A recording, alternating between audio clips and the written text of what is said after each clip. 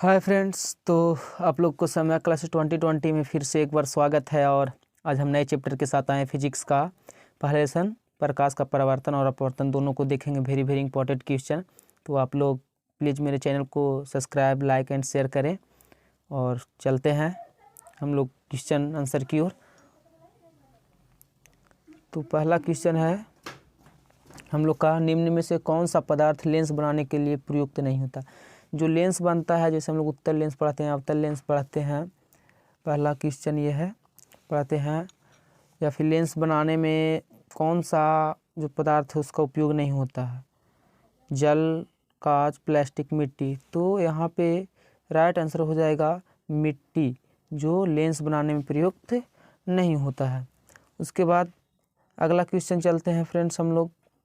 दूसरा question number 2, इसका हो जाएगा, एक उत्तल लेंस की क्षमता 1 डायोप्टर है तो उस लेंस का फोकस क्या होगी, फोकस दूरी क्या होगी। अगर एक उत्तल लेंस का है जिसका क्षमता जो है 1 डायोप्टर है तो उस लेंस का फोकस दूरी क्या होगी। तो उस लेंस की फोकस दूरी हो जाएगा प्लस में 100 सेंटीमीटर फ्रेंड्स। इसका राइट आंसर हो जाएगा 100 सेंटीमीटर। राइट आंसर सी वाला हो जाएगा। उसके बाद फ्रेंड्स अगला क्वेश्चन है हम लोग का 3 वाला, किसी बीम का वास्तविक तथा समान साइज का प्रतिबिंब प्राप्त करने के लिए बीम को उत्तल लेंस के सामने कहाँ रखा जाता है। यानी किसी भी प्रतिबिंब को वास्तविक और समान साइज को प्राप्त करने के लिए उत्तल लेंस के सामने कहाँ रखेंगे पदार्थ को, जो वास्तविक और तथा समान साइज का प्रतिबिंब प्राप्त करने के लिए। तो इसका राइट आंसर हो जाएगा फ्रेंड्स फोकस दूरी। इसका राइट आंसर हो जाएगा फोकस दूरी को दुगनी पर। इसका हो जाएगा राइट आंसर फोकस दूरी, सॉरी फ्रेंड, इसका 2 वाला आंसर हो जाएगा फ्रेंड्स। उसके बाद फ्रेंड्स चौथा वाला प्रश्न पढ़ते हैं हम लोग। चौथा वाला प्रश्न पर कह रहा है, किसी गोलीय दर्पण तथा किसी पतले गोलीय लेंस दोनों की फोकस दूरी -5 सेंटीमीटर है तो दर्पण तथा लेंस संभवतः क्या होगा। यानी मतलब किसी दर्पण है, गोलीय दर्पण है, जो किसी पतले गोलीय लेंस और दोनों फोकस दूरी की जो दूरी है वो -5 सेंटीमीटर है तो दर्पण तथा लेंस संभवतः है तो क्या होगा, दर्पण होगा या फिर लेंस होगा। तो उसको देखना है, या फिर दोनों दर्पण होगा। इसका राइट आंसर हो जाएगा, देखिए क्वेश्चन नंबर 4 का, इसका राइट आंसर ये दोनों होगा, ये दोनों। इसका राइट आंसर हो जाएगा ए वाला फ्रेंड। इसका राइट आंसर ए। उसके बाद 5वां प्रश्न पर चलते हैं हम लोग। 5वां प्रश्न कहता है, प्रकाश के अपवर्तन के कितने नियम हैं। तो प्रकाश के अपवर्तन का नियम हम लोग पढ़े हैं, प्रकाश के अपवर्तन के 2 नियम हैं। उसके बाद 6ठा प्रश्न पर चलते हैं हम लोग, प्रकाश का परावर्तन के कितने नियम हैं। एक अपवर्तन है, एक परावर्तन है, तो उसका आंसर हो जाएगा ये भी, प्रकाश का परावर्तन के भी 2 नियम हैं। 7वां प्रश्न चलते हैं फ्रेंड्स हम लोग 7वां प्रश्न पर। 7वां प्रश्न कहता है कि सरल सूक्ष्मदर्शी में किसका उपयोग होता है। सरल सूक्ष्मदर्शी, सरल मतलब होता है छोटा, सूक्ष्मदर्शी मतलब सूक्ष्म को देखने वाला यंत्र को सूक्ष्मदर्शी कहते हैं, जो सूक्ष्म को दर्शा दे बड़ा में। उसका उपयोग होता है कहाँ, तो अवतल दर्पण का उपयोग उसमें होता है, उत्तल दर्पण का उपयोग होता है। तो ये तो पहली बात हम लोग को समझ लेना है कि दर्पण का उपयोग उसमें नहीं होता है, तो ए और बी दोनों नहीं होगा। अब कन्फर्म ये होना है कि अवतल होता है या उत्तल। और जब हम लोग दूर की वस्तु को सूक्ष्मदर्शी के रूप में देखते हैं, सूक्ष्म मतलब छोटा, दर्शी मतलब दिखाने वाला, यानी हो जाएगा इसका दूर को देखने के लिए या फिर छोटी चीज़ को देखने के लिए हम लोग उत्तल दर्पण का उपयोग करते हैं। तो इसका राइट आंसर हो जाएगा फ्रेंड्स, इसका राइट आंसर हो जाएगा हम लोग का उत्तल लेंस, उत्तल, राइट आंसर उत्तल लेंस। अगला प्रश्न पर हम लोग चलते हैं। 8वां प्रश्न कह रहा है कि किसी माध्यम के अपवर्तनांक का मान होता है क्या। तो इसका राइट आंसर हो जाएगा, किसी माध्यम का अपवर्तनांक का मान sin I बटा sin R होता है फ्रेंड। तो ये हो जाएगा हम लोग का राइट आंसर। 9वां प्रश्न पर चलते हैं। 9वां प्रश्न कहता है हम लोग का, 9वां प्रश्न है, एक उत्तल लेंस होता है, एक उत्तल लेंस क्या होता है ये देखना है। सभी जगह समान मोटाई होता है, बीच के किनारों में मोटा होता है, ध्यान दें सभी जगह एक समान मोटाई, मतलब अगर हम लोग बना रहे हैं मान लीजिए उत्तल लेंस, तो क्या उत्तल लेंस ऐसा होता है? तो ये बिल्कुल गलत है, ये ऐसा नहीं होता है। उसके बाद चलते हैं, बीच की अपेक्षा किनारों में मोटा होता है, यानी उत्तल लेंस कहने का मतलब कुछ ऐसा, बीच की अपेक्षा किनारों में मोटा होता है, तो ये हो गया उत्तल लेंस, तो ये भी बिल्कुल नहीं होगा। चलिए फ्रेंड्स आगे चलते हैं हम लोग।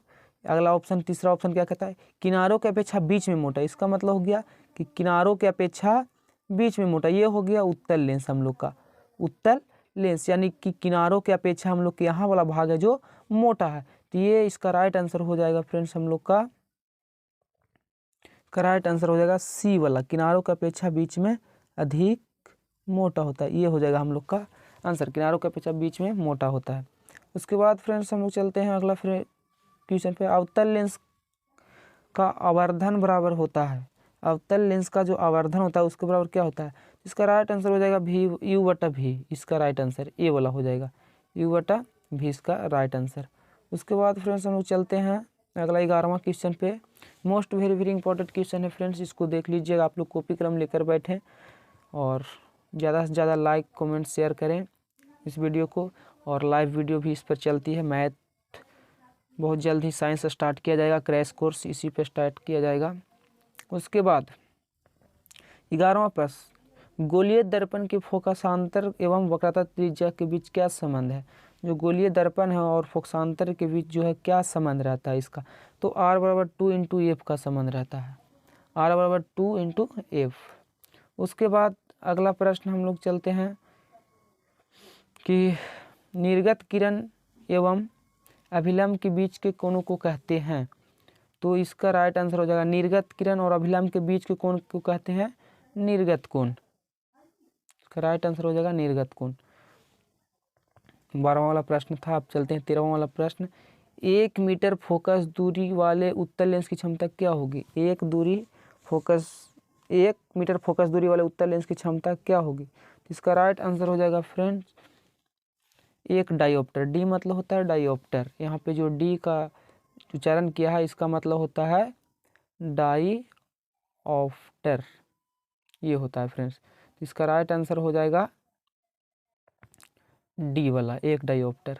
उसके बाद फ्रेंड्स आगे चलते हैं हम लोग कि किसी अवतल दर्पण द्वारा काल्पनिक सीधा तथा आवर्धित प्रतिबिंब बनाना है तो जब वस्तु स्थिति होती है, मतलब जब किसी अवतल दर्पण के द्वारा हम लोग काल्पनिक और सीधा तथा आवर्धित प्रतिबिंब बनाते हैं तब वस्तु की स्थिति क्या होनी चाहिए? तो उसका प्रश्न हम लोग देख लिए, अब आंसर को देखते हैं, दर्पण तथा उसके फोकस के बीच होना चाहिए। जब भी सीधा काल्पनिक और आवर्धित प्रतिबिंब बनाता है तो दर्पण तथा उसके फोकस के बीच रहना चाहिए वस्तु की स्थिति, तो ये होगा इसका राइट आंसर। उसके बाद फ्रेंड्स हम लोग चलते हैं 15वां प्रश्न में। 15वां प्रश्न कहता है किस दर्पण द्वारा प्रतिबिंब सीधा एवं छोटा प्रतिबिंब बनाता है? किस दर्पण द्वारा प्रतिबिंब सीधा एवं छोटा बनता है? इसका राइट आंसर हो जाएगा फ्रेंड्स हम लोग का ए वाला, उत्तल दर्पण द्वारा हम लोग जब भी बनेगा प्रतिबिंब तो सीधा और छोटा बनता है उत्तल दर्पण द्वारा। उसके बाद 16वां प्रश्न पर चलते हैं हम लोग, 16 वाला, अवतल दर्पण क्या है? अवतल दर्पण, तो अवतल दर्पण एक अभिसारी है जो एक जगह दिखाता है, अभिसारी मतलब एक जगह कर देना, तो ये होता है अवतल दर्पण है एक अभिसारी। उसके बाद फ्रेंड्स हम लोग चलते हैं सीधा 17वां प्रश्न पे। 17 वाला प्रश्न क्या कह रहा है हम लोग को देखते हैं। 17वां प्रश्न, ये उत्तल दर्पण से बना प्रतिबिंब मतलब कैसा होता है? उत्तल दर्पण से जो प्रतिबिंब बनता है वो उत्तल दर्पण से जो प्रतिबिंब बनता है वो कैसा होता है? तो राइट आंसर हो जाएगा ये वाला, काल्पनिक एवं छोटा। उसके बाद फ्रेंड्स 18वां प्रश्न हम लोग चलते हैं। 18वां प्रश्न, निम्नलिखित में किस दर्पण द्वारा किसी वस्तु का वास्तविक प्रतिबिंब प्राप्त किया जा सकता है? वास्तविक प्रतिबिंब हम लोग किस दर्पण के द्वारा प्राप्त करेंगे? तो ये इसका राइट आंसर हो जाएगा फ्रेंड्स अवतल दर्पण द्वारा। हम बार बार कह रहे हैं friends, very very important question है, कृपया कॉपी कलम लेकर बैठें और याद करें। चलिए फ्रेंड्स अगला प्रश्न हम लोग 19 वाला चलते हैं। 19 वाला क्या है क्वेश्चन, निम्नलिखित में किसमें बड़ा और वास्तविक प्रतिबिंब बनता है? निम्नलिखित में मतलब नीचे जो दर्पण का नाम दिया हुआ है, लेंस का नाम दिया हुआ है, तो इसमें किस में मतलब बड़ा और वास्तविक प्रतिबिंब बनता है, तो इसका राइट आंसर हो जाएगा फ्रेंड्स सी, अवतल दर्पण। उसके बाद फ्रेंड्स चलते हैं 20वां प्रश्न पर। 20वां प्रश्न हम लोग को क्या कहता है, 20वां प्रश्न, सॉरी फ्रेंड्स, 20वां प्रश्न हम लोग का है ये, समतल दर्पण द्वारा बना प्रतिबिंब हमेशा कैसा होता है। जो समतल दर्पण द्वारा हम लोग का जो प्रतिबिंब बनता है वो कैसा होता है, तो हम लोग का जो समतल दर्पण द्वारा प्रतिबिंब बनता है वो होता है वह काल्पनिक, वो काल्पनिक होता है। ये 15-16 में पूछा है फ्रेंड्स, तो काल्पनिक होता है। 21वां प्रश्न पर हम लोग चलते हैं सीधा, किस वस्तु का आवर्धित प्रतिबिंब बनता है, किस वस्तु का आवर्धित प्रतिबिंब बनता है, मतलब कौन दर्पण से बनता है, तो अवतल दर्पण, उत्तल दर्पण, समतल दर्पण, ये सभी प्रकार के दर्पण हो सकते हैं। इसका राइट आंसर हो जाएगा फ्रेंड अवतल दर्पण द्वारा। उसके बाद चलते हैं हम लोग 22वां प्रश्न पे। 22वां प्रश्न क्या कहता है, 22 प्रश्न, काल्पनिक प्रतिबिंब हमेशा, जो काल्पनिक प्रतिबिंब होता है वो हमेशा कैसा होता है, तो काल्पनिक प्रतिबिंब हमेशा सीधा होता है। उसके बाद 23वां प्रश्न पर चलते हैं फ्रेंड्स हम लोग, किस दर्पण में हमेशा आभासी और छोटा प्रतिबिंब बनता है, किस दर्पण में जो है आभासी और छोटा प्रतिबिंब बनता है, तो इसका राइट आंसर हो जाएगा फ्रेंड्स उत्तल दर्पण में। उसके बाद फ्रेंड्स हम लोग चलते हैं 24वां प्रश्न में। 24वां प्रश्न है ये, निम्न में से किस दर्पण की फोकस दूरी धनात्मक होती है, धनात्मक मतलब प्लस में होना चाहिए, माइनस में नहीं, किस दर्पण की फोकस दूरी धनात्मक में होती है। 24वां प्रश्न का राइट आंसर हो जाएगा फ्रेंड्स उत्तल दर्पण में। ये देखिए 19 में पूछा है, इसलिए 19 में ये पूछा है, देखिए। उसके बाद फ्रेंड्स हम लोग चलते हैं सीधा 25वां प्रश्न पे। 25वां प्रश्न है, गोलीय दर्पण के ध्रुव और फोकस के बीच की दूरी को क्या कहते हैं। जो गोलीय दर्पण है उसका जो फोकस है उसको और ध्रुव के बीच की दूरी को क्या कहते हैं, तो उसको बीच की दूरी को कहते हैं फोकसांतर। इसका राइट आंसर हो जाएगा फोकसांतर। उसके बाद फ्रेंड्स हम लोग चलते हैं डायरेक्ट 26वां प्रश्न पे। 26 प्रश्न नंबर क्या कहता है, वक्रता त्रिज्या r और फोकस दूरी में क्या संबंध है। वक्रता त्रिज्या r से डिनोट किया जाता है, त्रिज्या को हमेशा मैथ में आप लोग पढ़े होंगे, फोकस दूरी को f से डिनोट किया जाता है। तो इसका राइट आंसर हो जाएगा f बराबर 2, f बराबर, तो इसका हो जाएगा राइट आंसर f बराबर r/2। अगला है हजामत बनाने के लिए किसका प्रयोग किया जाता है, तो हजामत बनाने के लिए हम लोग 27वां प्रश्न को देख रहे हैं। हजामत बनाने के लिए हम लोग को अवतल दर्पण का प्रयोग होता है। सोलर कुकर में प्रयोग किया जाता है, सोलर कुकर जो होता है उसमें क्या प्रयोग किया जाता है, 28वां प्रश्न, सोलर कुकर में भी अवतल ही दर्पण का प्रयोग होता है। राइट आंसर हो जाएगा अवतल दर्पण। सर्च लाइट का परावर्तक सतह क्या होता है, सर्च लाइट का परावर्तक सतह, ये है 29वां प्रश्न, सॉरी फ्रेंड्स, सर्च लाइट का परावर्तक सतह क्या होता है, तो इसका राइट आंसर हो जाएगा, ये भी होता है अवतल दर्पण। उसके बाद फ्रेंड्स हम लोग रोगियों को की नाक, कान, गले, दांत आदि जांच करने के लिए डॉक्टर किस दर्पण का उपयोग करता है, तो इसमें भी एक है जो अवतल दर्पण का ही उपयोग करता है। इसका राइट आंसर हो जाएगा अवतल दर्पण। उसके बाद फ्रेंड्स हम लोग चलते हैं 31वां प्रश्न पे। 31 वाला प्रश्न क्या कहता है हम लोग का, कि पानी में डूबे हुए उत्तल लेंस की फोकस दूरी और हवा में इसकी फोकस दूरी की अपेक्षा क्या होगा। तो देखिए जो उत्तल लेंस है उसको पानी में डुबा दीजिए और एक हवा में फोकस दूरी की अपेक्षा उसमें क्या होगा, तो उसमें पानी वाला हमेशा फोकस दूरी कम होगी, तो इसका राइट आंसर हो जाएगा बी वाला, कम होगी। उसके बाद 32 वाला प्रश्न है हम लोग का। 32वां प्रश्न, उत्तल लेंस में बना प्रतिबिंब होता है कैसा। उत्तल लेंस में हमेशा वास्तविक और उल्टा प्रतिबिंब बनता है, इसका राइट आंसर हो जाएगा बी वाला। उसके बाद फ्रेंड्स हम लोग 33 वाला प्रश्न को देखते हैं। 33 वाला प्रश्न, उत्तल लेंस द्वारा काल्पनिक प्रतिबिंब बनता है जब प्रतिबिंब कहाँ रहता है, जब प्रतिबिंब फोकसांतर से कम दूरी पर रहता है तब उत्तल लेंस में काल्पनिक प्रतिबिंब बनता है, इसका राइट आंसर बी वाला हो जाएगा। उसके बाद फ्रेंड्स हम लोग चलते हैं सीधा 34वां प्रश्न पे लेंस की क्षमता होती है क्या? लेंस की क्षमता जो होती है फोकस दूरी के व्युत्क्रम में होती है। इसका राइट आंसर हो जाएगा सी वाला। उसके बाद 35वां प्रश्न पे हम लोग चलते हैं। ये हो जाएगा उत्तल लेंस में जब बीम एफ और 2f के बीच रखा जाता है